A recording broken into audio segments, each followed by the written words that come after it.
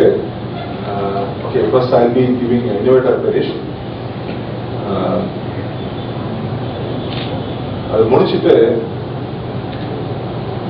I'll be discussing about the workshop, a residential program that we are going to organize in the month of July. And the workshop program, we will be holding it somewhere near Chennai, outskirts. Last year we had it in Ethel Resort, Kanjipuram district. So the same resort we are discussing. கடந்த 2 years we had workshop program. அதெல்லாம் பார்த்தீங்கன்னா நமக்கு learning நிறைய இருந்திருக்கும். அப்ளிகேஷன்ங்கிறது it was option இல்லையா? இந்த வந்து நடக்க போற ப்ரோக்ராம்ல அப்ளிகேஷன் பிகம்ஸ் அ மஸ்ட். ரொம்ப அருமையான ப்ரோக்ராம். ஆல்ரெடி மதுரை சாப்டர் வந்து they have conducted in Kodaikanal ஜனவரியில். It's a hand-holding effort. அந்த ஸ்பீக்கர் அவங்களே வந்து எப்படி பண்றது, பிசினஸ்ல எப்படி அப்ளை பண்றதுன்னு சொல்லி உங்களுக்கு கூட சொல்லி கொடுப்பாங்க உங்களுக்கு. ஸோ அதை பத்தி அது டிஸ்கஷன். தென் அதுக்கு பிறகு மெம்பர்ஸ் லேர்ன் பண்றோம். வெரி ஸ்பீக்கர்ஸ் நிறைய கருத்துக்கள் ஷேர் பண்றாங்க. நம்ம ஆதி ரீடிங் அப்ளைங் பிசினஸ். ஏன்னா அங்க வந்துட்டு சும்மா கதை மட்டும் கேட்டுட்டு போறதுங்கிறது நிறைய இருப்பாங்க. பட் அதை அப்ளை பண்ணணும். அது இன்னைக்கு நம்ம Devakumar cluster, is leader of cluster, dollar cluster அவர் பேரு, இஸ் லீடர் தேவகுமார். அந்த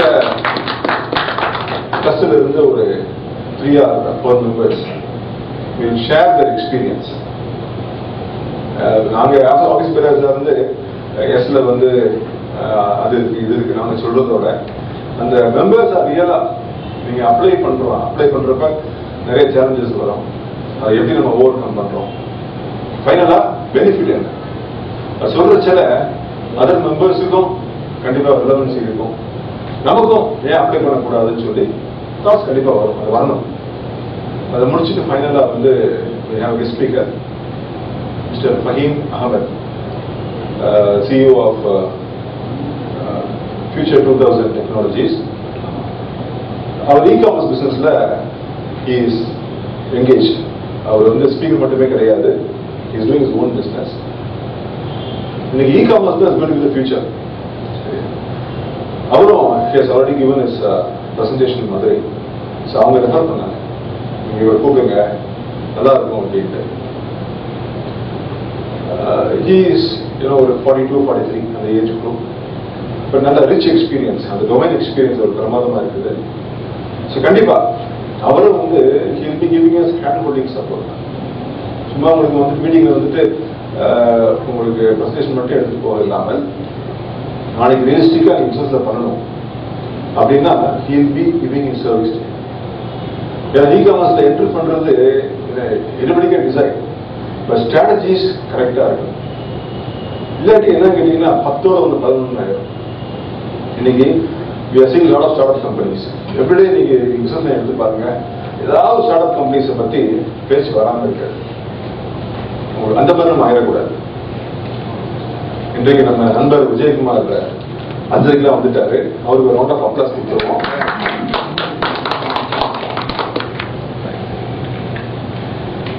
சரி, now okay, இன்றைக்கு topic I have chosen is earn and share to retain employees. பொதுவா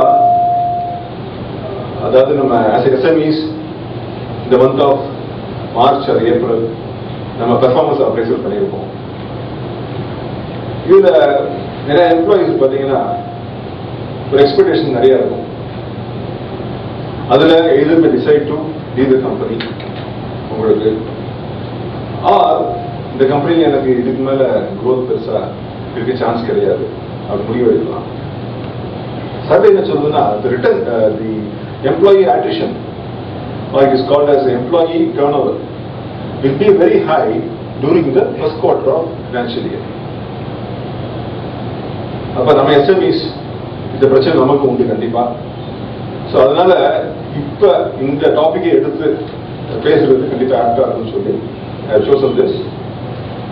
இதுல கேஸ் ஸ்டடிஸ் பாத்தீங்கன்னா ஐ வாண்ட் டு டேக் ஒரு இந்தியன் கம்பெனி ஏதாவது ஒன்று எடுத்து பண்ணலான்ட்டு நான் நிறைய ரெஃபர் பண்ணேன்.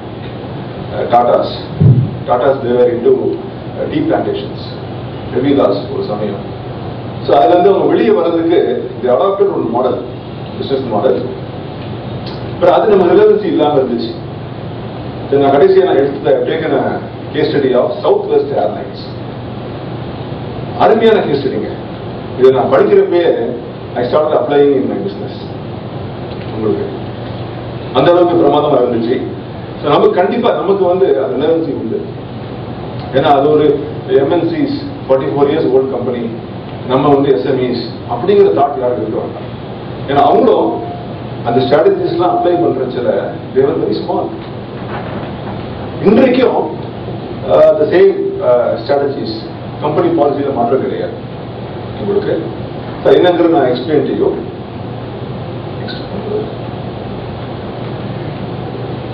இன்றைக்கு 2014 நிலவரப்படி ஒரு top 5 best companies to work for. இதுல பாத்தீங்கன்னா Google India private limited. They have more than 1,600 employees into business of IT software. The reason பாத்தீங்கன்னா there is no hierarchy, no bossism, no cabins. அப்ப they believe in transparency. They don't play Indian goes to chest. The cards goes out to play பண்ற பழக்கம் கிடையாது. They believe in transparency. Next. At the Intel Technologies India Private Limited. So again IT company, but it's the hardware. They have more than 3,600 employees. Next. Marriott Hotels India Private Limited. They are the business of hospitality. They have 5,600 employees. American Express India, into financial services and insurance. They have more than 8,000 employees. SAP Labs India Private Limited, it's an IT company.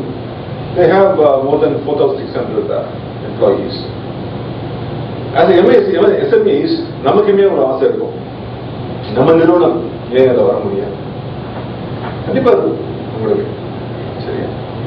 But அந்த ஒவ்வொரு கம்பெனிஸ்லயும் சில take அவேஸ் இருக்கும், கண்டிப்பா இருக்கும். அதை நம்ம select பண்ணி as SMEs we can start applying in our business. Next. சில survey reports I wanted to share here. என்ன சொல்றாங்கன்னா, India is called young India. இன்னைக்கு 60% of the population in India is below the age of 25. 70% of the population in India is below the age of 35. India is set to become third largest economy in terms of workforce, beating Japan by 2020 and beating China between 2020 and 2030. அப்ப என்ன சொல்றாங்க, by 2020 worldwide we are going to have shortage of workforce by 47 million. But India பாருங்க, we are going to be left with surplus of 56 million. So abundant workforce is going to be available in India by 2020. Okay. But this is going to pose serious threat for SMEs. என்னங்கற பாப்போம் next. The management of human capital அதே SMEs க்கு வந்து ஒரு major threat.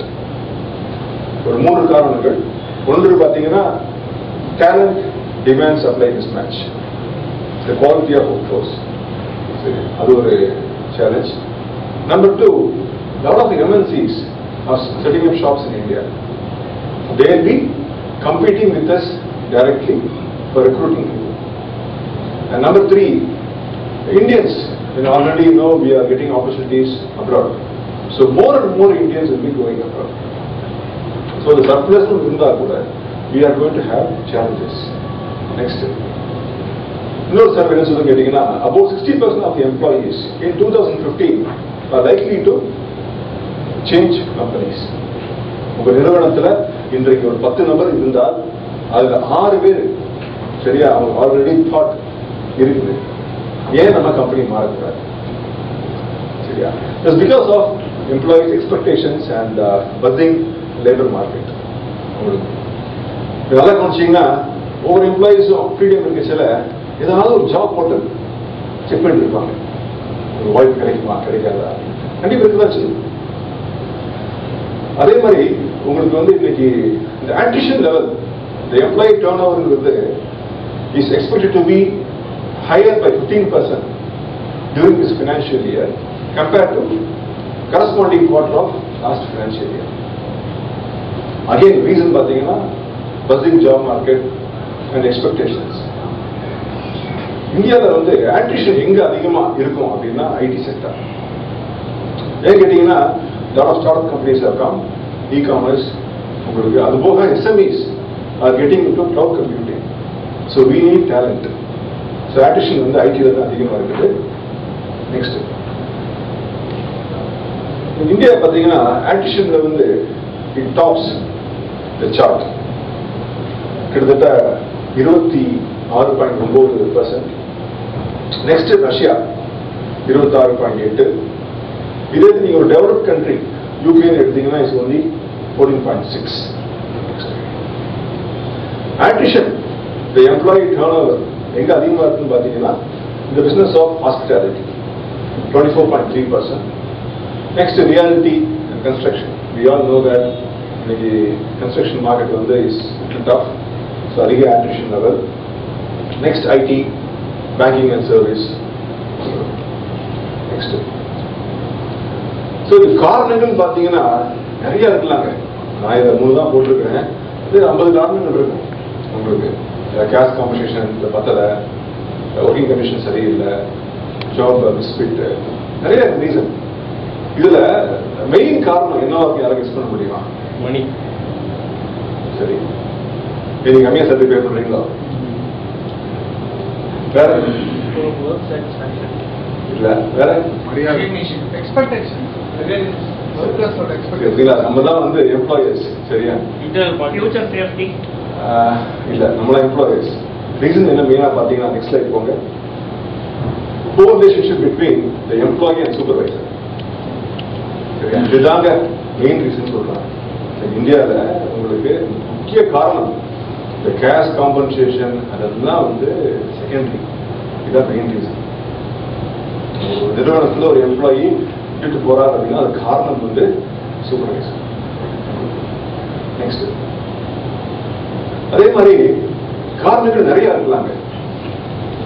சில காரணங்கள் எப்படின்னா we can avoid as an employer, we can avoid dissatisfaction with wage and rewards. நீங்க சொன்னீங்க கேஷ் காம்பன்சேஷன் சொன்னீங்க இல்லையா, அது வந்து in our hands. As an employer definitely we can find a solution. அது மாதிரி improving of working conditions நம்மளால பண்ண முடியும். உங்களுக்கு personal policies, ஒரு நிறுவனத்தில் வந்து கண்டிப்பா ஒரு HR பாலிசி ஒன்று இருக்கணும் உங்களுக்கு. சரியா, அது இல்லாம இருக்கும். அப்ப எம்ப்ளாயிஸ்க்கு வந்து ஒரு ஆம்பிகுட்டி.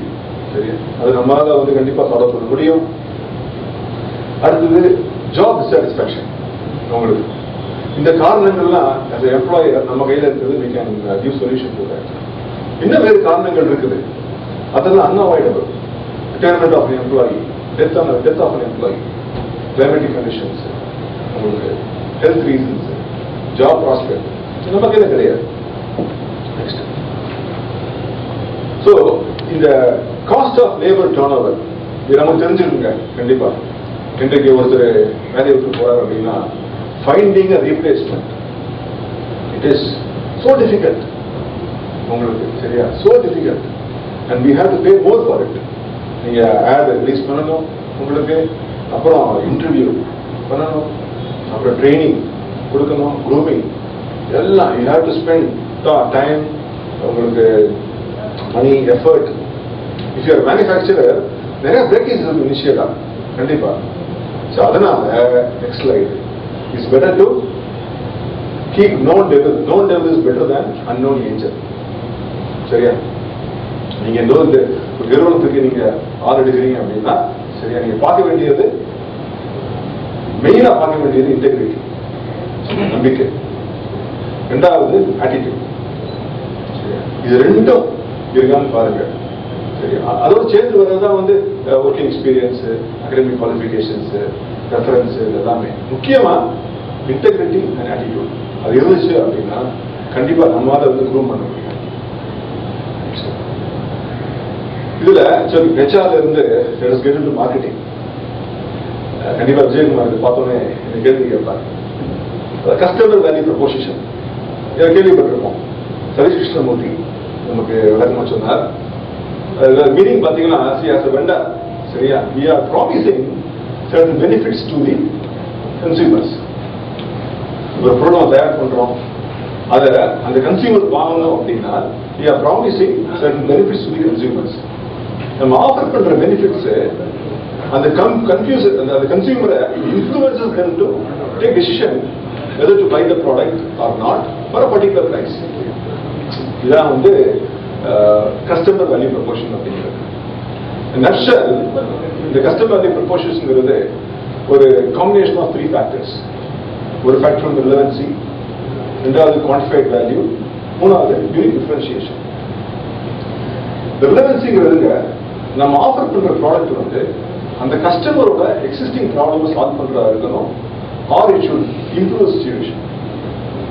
குவான்டிஃபைட் வேல்யூ வரச்சல the product should deliver specific benefits to the consumers. மூன்றாவது முக்கியமானது யூனிக் டிஃபரன்ஷியேஷன். இன்னைக்கு நம்மளோட ப்ராடக்ட்டை வந்து சரியா ஒருத்தர் வாங்குறாரு அப்படின்னா ஏன் அவர் காம்படிட்டிவ் ப்ராடக்ட்டை வாங்கல, அப்ப நம்மகிட்ட வந்து என்ன டிஃபரன்ஷியேஷன் இருக்குது, இது மூணு நம்ம வந்து கண்டிப்பா நம்ம வந்து அவசியம் இருக்கணும். அதுதான் வந்து customer value proposition. Example Flipkart. They are offering convenience, they are offering wide selection. மூன்றாவது competitive pricing, and finally trust. They are able to deliver against cash. Clear. இதே யாராவது யோசிப்பீங்களா? நம்ம எல்லாமே SMEs,